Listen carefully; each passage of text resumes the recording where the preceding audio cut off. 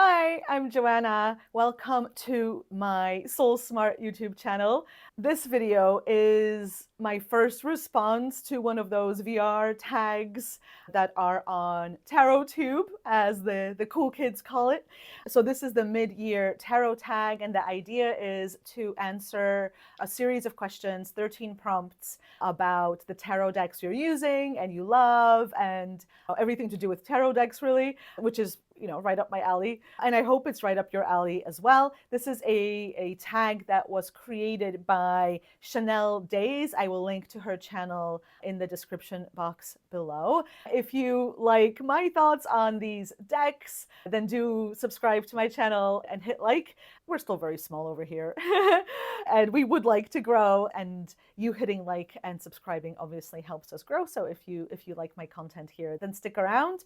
If we haven't met before, I am a tarot reader, a channel for the Avalon Collective, and a soul alignment guide. My passion really is to live a life that is aligned with my soul, with who I really am, and that's what I help other people with as well.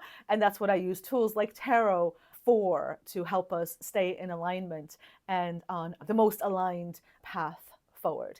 So without any further ado, here are my responses to Chanel Days 13 prompts for the mid-year tarot tag. I hope you enjoy. Okay, so the first prompt is the deck used the most so far this year. And for me, that is most definitely the Tarot of the Witch's Garden. I got this deck last year because a dear friend of mine used it for a reading that she did for me. And I just fell in love with the symbolism and the depth of the cards. And it has become my go-to, whenever I'm in need of a tarot deck or tarot card, I usually just pick up this one. I'll show you the cards here in a minute. You can see some of them here. I find the symbolism of these cards, the art on these cards really, really clear. They're just really great for really quick answers, Like I really find that if I ask a question and I pull a card, I have my answer right there and then. And the artwork is so deep and so layered that there's just so much to sink into, and so much for your mind to focus on. Now, I do like a deck that gives a quick answer because I'm super impatient. Also because I run a group where you can submit a question every single week. And I like those questions to be specific, and I like those answers to be quick and specific as well. And this is definitely the deck that I use most often for that, for those particular clients. And I also find that this deck is extremely truthful and precise, as I said, but also it's not harsh. Even on these cards, that are usually quite painful messages or quite difficult messages, I just find there's a beauty to them and a peace, a stillness that you don't find in all other decks. And I'm not really one for tough love. So this is this is definitely a good point, a positive for me. This deck also has one of the best guidebooks I have ever seen. Each card has a little verse of poetry, a couple of keywords, the astrological associations, a pretty long description, the photo again of the card, the upright meaning, the reversed meaning, and my favorite part, my favorite bit of this is a question. So for every card, you get a question to ask in order to write the reversal. Now, I don't actually read with reversals. However, I use these questions all the time because they are not the most obvious questions that you would potentially come up with for each card in terms of its traditional meaning. And I just find that just this question on its own adds a whole new layer of interpretation to the message that you get. So I get very, very excited about these questions, and I use these all the time. I don't always use the guidebooks, but this particular guidebook I think is really, really fantastic. I should also mention that this deck is by Sasha Graham with art by Natasha Ilinchitz. And Sasha Graham, I find her really amazing. I have a couple of her other decks, I believe, and I have bought a whole series of her books on tarot as well. I just really like the way she looks at things and the way she interprets things and the way she describes them. So I would definitely recommend those as well. And just as I'm looking at this, I was going to say that I always get mixed up and can't remember whether this deck is called the Tarot of the Witch's Garden or Secrets of the Witch's Garden. And I have literally just now realized that they use both of these names. So on the box, it says Tarot of the Witch's Garden, and on the booklet, Secrets of the Witch's Garden. And that's kind of cool, but that's where my confusion comes from. So I'm really glad that that's explained, because I kind of thought I was going crazy at times. Okay, the next prompt is a new deck. So a deck that is new to your collection. This one is very new to my collection. It is the Affirmators Tarot by Susie Barrett. She doesn't have her name here on the box, but I did find it in the booklet. I bought this very, very recently and honestly haven't used it at all yet. So you are really looking at it with me for the first time almost. I mean, I opened the box, but that's pretty much it. And as you can see, or as you will see in a minute, I haven't even shuffled really, because all the swords are together here, etc. All the suits are together. So this is the Affirmators deck. I just thought that the art was really, really cute. I'm a sucker for cute, you know? Let's just see some of these other suits as well. I thought it was really cheerful and simple, and who doesn't need that, you know? Like, I find that a lot of tarot decks are very heavy, are very gloomy, are very kind of like, gothy and dark. And I don't have anything against that, but that's just not necessarily what I need more of in my life. I kind of need more cheer and simplicity and things that make me smile, like this unicorn, you know? So I was attracted to the art on this immediately when I saw it. And also, because it's called the Affirmators deck, I was expecting there to be affirmations on the actual cards. Now, there are affirmations, but they're in the booklet. They are not on the cards themselves. Oh, isn't that the most beautiful star? It's just so pretty, so cute. So there are affirmations in the booklet, an affirmation for each card. And I've read through this very, very quickly, and I really like the style of it. It's fun, it's sassy, it's really like lighthearted. And as I said, that's sometimes exactly what I need from a tarot deck. And anything with an affirmation is probably going to end up in my collection because I really, really enjoy them. I just find there's something about those I am statements that adds a whole layer of depth again to the reading and to my understanding of the cards that I pulled as well, and my ability to integrate the wisdom of the cards as well. So there's something about like saying those I am statements that were intended by the author, saying them to myself, that really feels like the wisdom of the card and the power of the card is like, entering into my system in a different way, like not a cognitive, logical way. So I will always buy anything that has an affirmation on it. This is the Affirmators deck by Susie Barrett. So the third prompt is a deck that could be better. And I found this really, really difficult because I love all of my decks, like friends. And I actually use all of my decks for various purposes. But since I had to choose one, I chose this one, the Sacred She Tarot by Ma Deva Padma.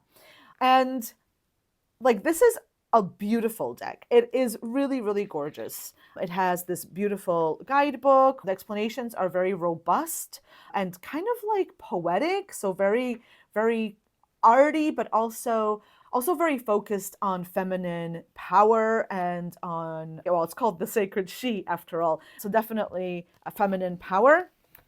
And You can see that the backs are beautiful, a picture of the moon, which is, of course, a symbol of feminine power. And the cards themselves are beautiful. And I think that the intention behind them is gorgeous as well and very needed in our world. I particularly like this Fool card. But I just find that I'm not connecting with it in the way that I thought I would and in the way that I would like to. So I don't know if that means that I need to work with it differently or work with it more. There's something about it that's just not as cohesive as I would like it to be. I mean, maybe it's like because the images are quite different. Like I find the art style on a card like this very different to the art style on a card like this, very different to the art style on a card like this. So perhaps there's just something that's, like doesn't feel quite whole to me, and the only way to deal with that or to address that is to work with it more, so that I get to know the individual cards and almost like the collective energy of the deck as a whole, because it does clearly have a very cohesive intention behind it, the sacred she, the power of the feminine. So it definitely has that intention, and I'm just having trouble tapping into the intention. So I don't think it's anything wrong with the deck or anything like that. I still find it really beautiful and I still use it for various things from time to time. But yeah, I would like to feel more connected to it than I currently do.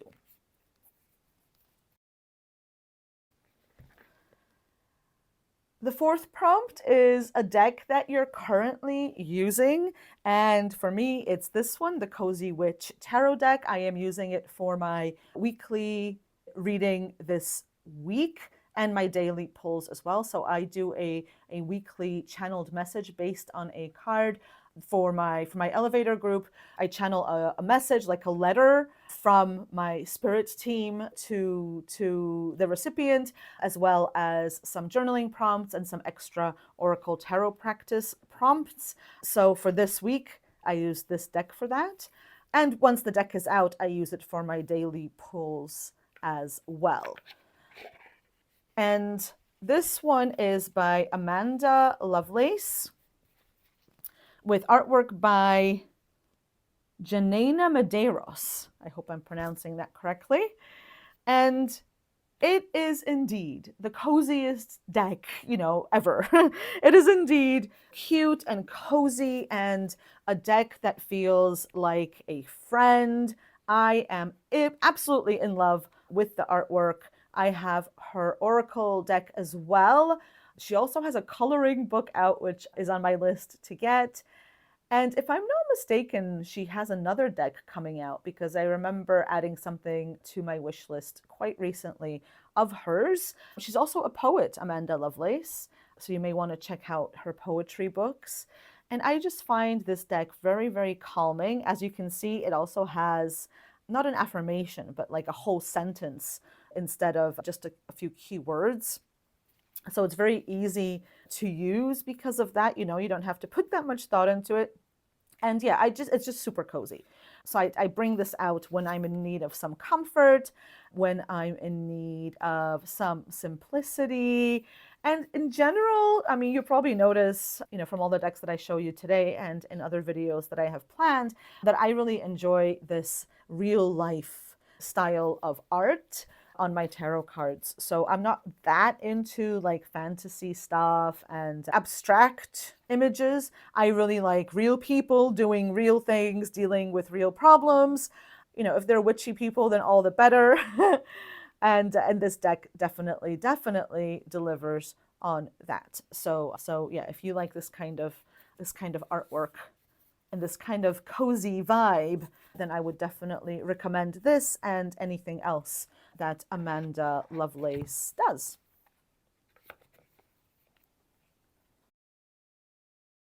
Prompt number 5 is the biggest surprise. So it's not clear from the prompt whether we're supposed to expect or deliver or talk about a good surprise or a bad surprise. For me, it's not a great surprise. I bought this deck, The Good Tarot by Colette Baron Reid. I bought it because I am now a collector of everything she does. I think she is absolutely amazing. I have all of her oracle decks. Her oracle deck, in fact, the Wisdom of Avalon, was the first deck I ever bought. And I've collected all of them over the years and I adore them. I still use them all the time. For the weekly channeled messages from my group, I find they're really easy to channel from or based on, because that's how I do my channeling. The card is like the filter, I guess, through which the energy is pulled through. And yes, I've collected like everything of hers, and I bought the tarot, and I'm not in love with it. And it was such a surprise to me because I am pretty much in love with everything else she has ever produced. I just love her style and I just love everything about her. I think she's really awesome. And for some reason, I am not connecting with these cards at all. Now, while talking to you here, I'm thinking that perhaps I should use them more like I use the oracle cards, so to just forget about the tarot bit, because I just find there's something about her cards that makes it really easy for guidance to come through me. And so my channeling is definitely helped by that. So perhaps I will try using them as oracle rather than tarot. And as you can see, they're beautiful, right? Like if you look at them just like this, they're beautiful. But as a tarot deck, it's just not working for me. And that was a real surprise. Now, if you have this deck and you love it, please tell me and tell me why you love it. I'd love to know. Like if you think I should try again to use it as a tarot deck, then tell me that. Otherwise, I think what I'm going to do is use it more as an oracle, like I do with her other cards. And I will certainly continue to buy everything she produces because except for this small issue of this not working for me as a tarot deck, everything I've ever bought of hers has been a huge, huge hit. So definitely not giving up on Colette Baron Reid. She is amazing. Prompt number 6 is a deck crush. So a deck that I'm crushing on. And at the moment, it is most definitely the Unfolding Path Tarot by Athena Noctua. This was an accidental purchase. I don't know if this ever happens to you, but sometimes I'm just in a shopping mood, and I want to definitely buy a deck.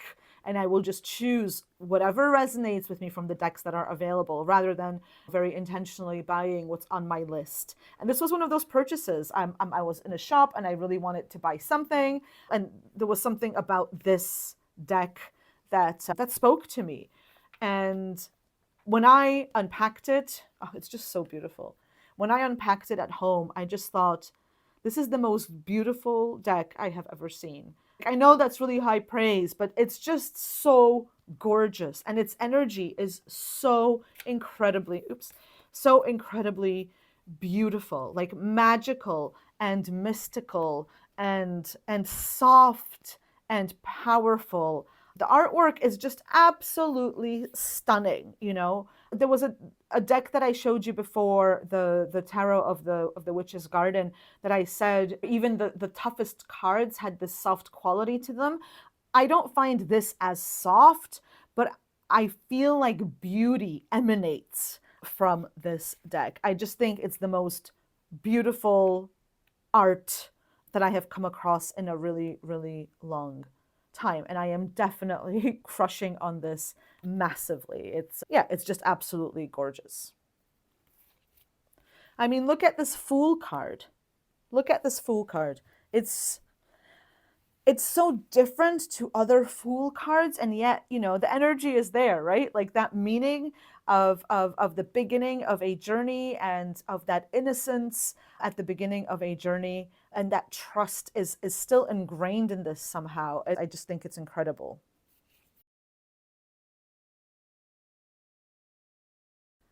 Prompt number 7 is favorite single card. And it will not surprise you that this card comes from the Unfolding Path Tarot that I am crushing on at the moment. This is the Eight of Pentacles, the message of which is about putting in the work, but doing work that you love. And for me, there cannot be a better expression of this energy than this beautiful ballet dancer. Now, I started to dance ballet last year. I am 48 years old, and I started last year, so, you know, pretty late, pretty late in life. So I have a special love of the ballet. I really appreciate the effort and work that goes into ballet, and I also understand the enjoyment of putting in that effort and that work. So this card speaks to me on so many levels. And when I saw it, I literally squealed with delight. And I will show it to anybody who has any interest in tarot, because I mean, it's just so beautiful. It's absolutely gorgeous. And you know, I think it's the only Eight of Pentacles, well, any card ever really, that I've seen a ballet dancer on. So yeah, there's just something here that's definitely for me.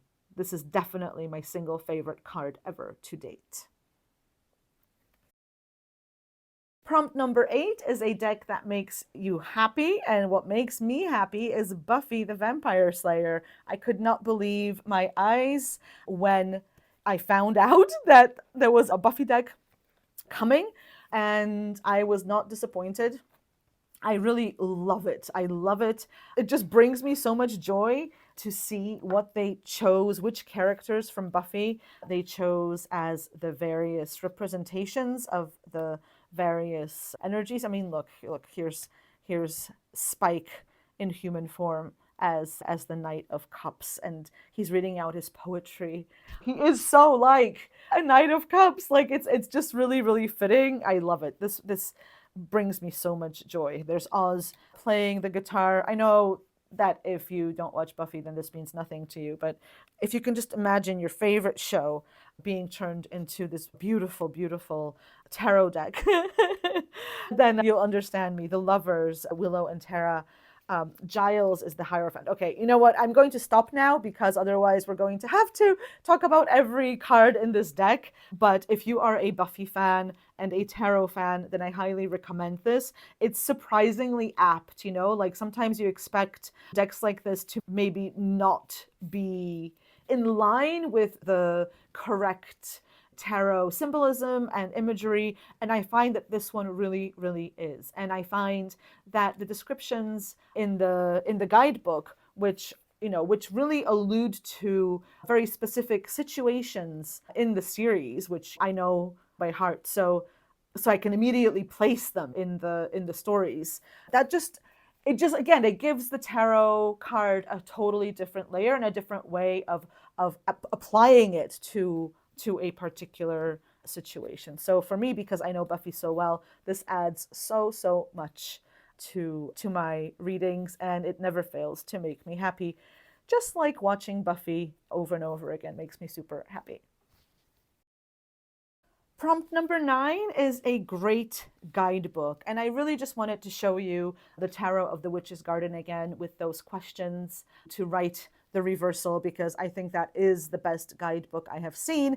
But, you know, I didn't want to repeat a deck either. So this is my runner-up. This is the Fairy Gems Oracle. I don't think we've had an oracle yet, have we?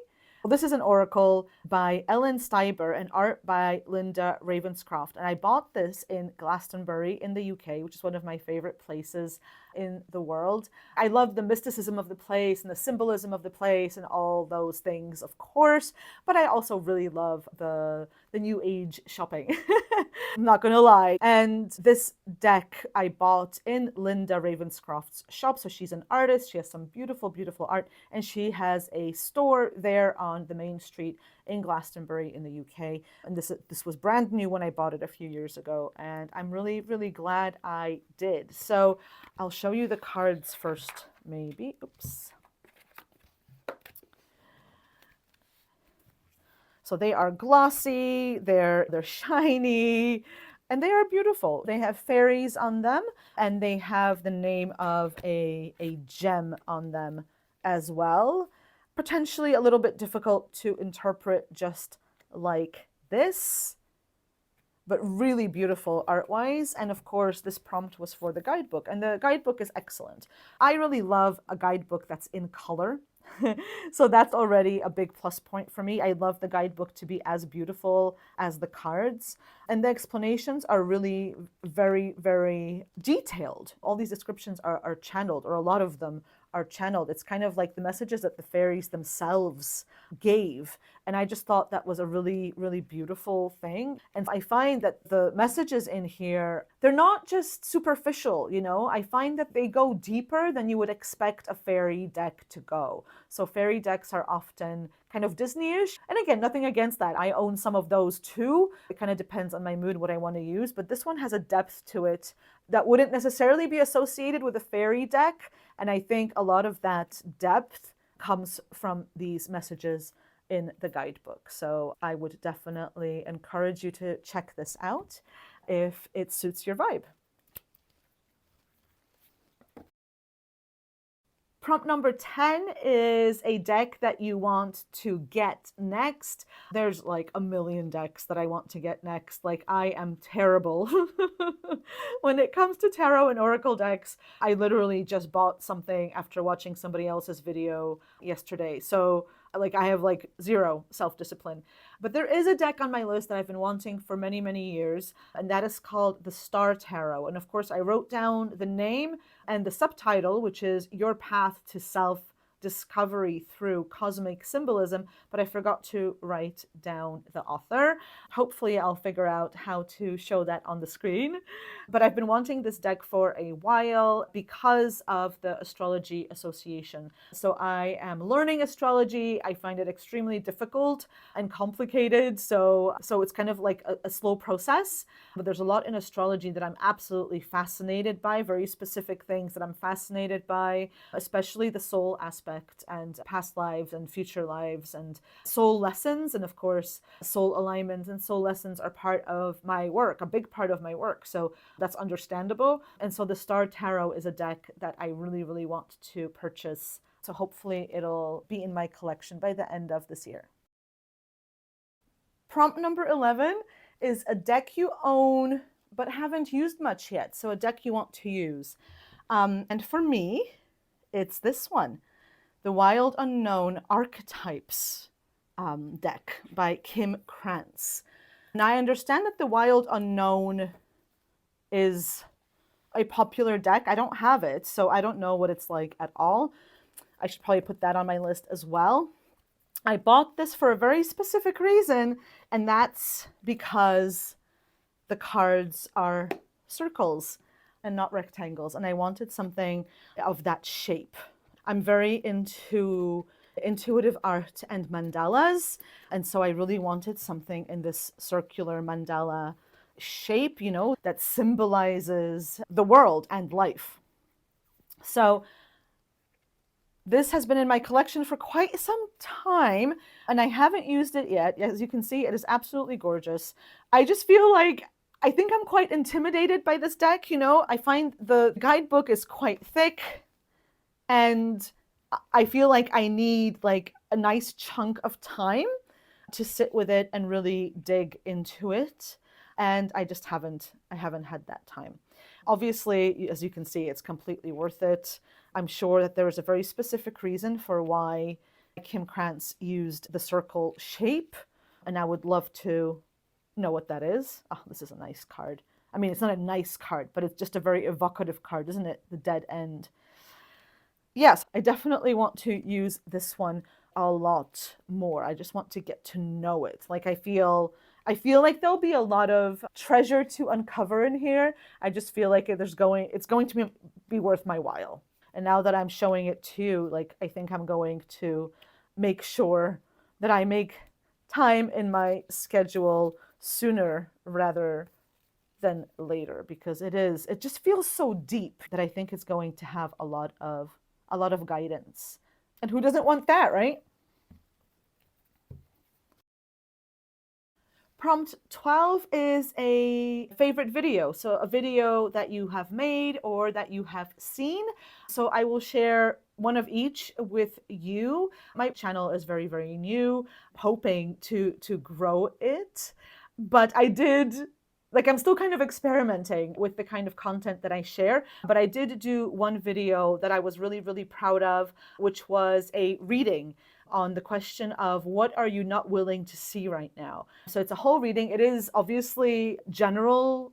I mean, it's not that it's general, it's just not obviously not for one specific person. I always set the intention that those readings the readings that I record are for anyone who watches them.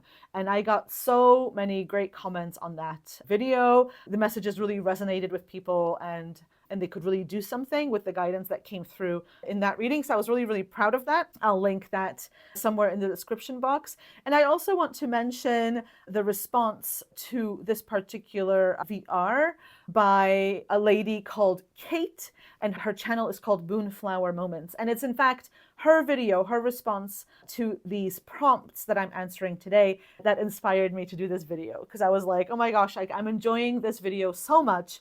I would love to do one of my own, and I would hope that people who watch my video also enjoy it as much as I'm enjoying hers. So shout out to Kate, and I will link her channel and that particular video in the description as well.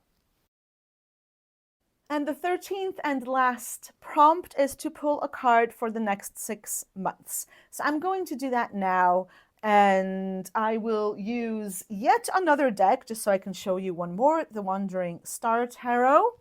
Just put that to the side for a minute because I always like to ask a question. I don't like to just pull a card for the next 6 months. I like to ask a question. So what I'm going to do is I'm going to use the Oracle and Tarot journal that I created. So I hope to create more of these, but I wanted to create a journal that has questions in it, because I find that people really struggle with what question to ask or how to phrase their question. And questions come really easily to me. I include questions, loads of questions, with each of those weekly channeled messages I told you about from my elevator program. And yeah, I just have, I've been doing this for over 10 years weekly. So I just have lots and lots and lots of questions to pull from, and I'm putting them into these journals now. And this is the first one. And one way I like to use this for myself, and how I tell people that they can use it, is not just as a journal, but as an oracle. So I'm just going to close my eyes and see which question we should ask to help us stay aligned, stay soul aligned, and on track in the next 6 months. All right, so I feel that it's this one. What can I do to feel more inspired? So that's the question we're going to ask and answer. What can I do to feel more inspired in the next 6 months? So you can take this question for yourself. What can you do to feel more inspired in the next 6 months? And let's see what the answer is, or what the guidance is, rather.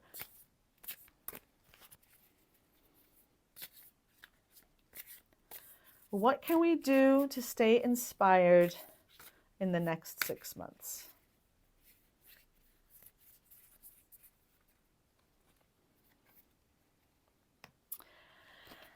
The Knight of Pentacles. The Knight of Pentacles is actually not my favorite card in a deck, mostly because it's often described as the slowest card in a deck, and I definitely don't want that.